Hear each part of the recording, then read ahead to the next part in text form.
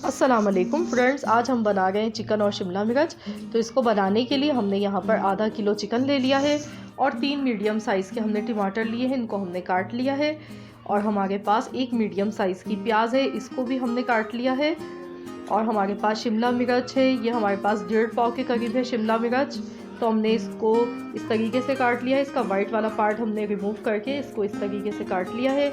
2 चम्मच मेरे पास लहसुन अदरक का पेस्ट है।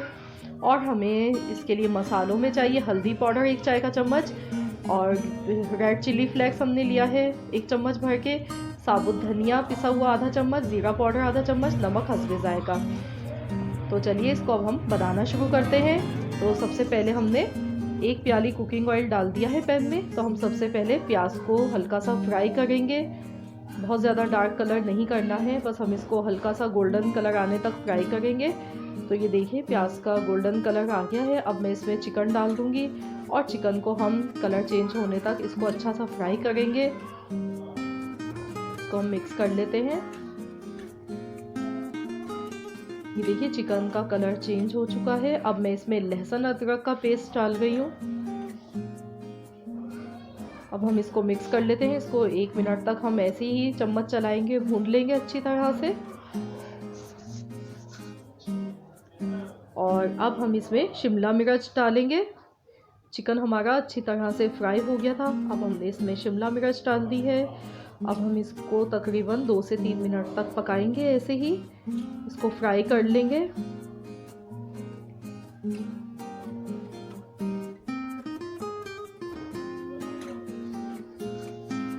और अब हम इसमें अपने स्पाइसेस डाल देंगे, नमक मिर्च हल्दी पाउडर, साबुत धनिया पाउडर और ज़ीरा पाउडर, ये तमाम मसाले डाल दिए। और साथ ही में हम इसमें टमाटर भी डाल देंगे।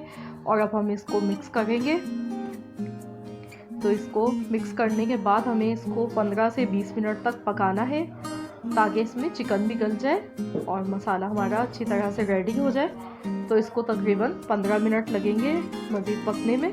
तो इसमें पानी बिल्कुल भी नहीं जाएगा, टमाटर के पानी से ही हमारा चिकन अच्छी तरह से टेंडर हो जाएगा। तो अब मैं इसको ढक्कन लगाकर इसको हम पकने देंगे हल्की आंच पर, और बीच बीच में हम इसको चेक कर लेंगे।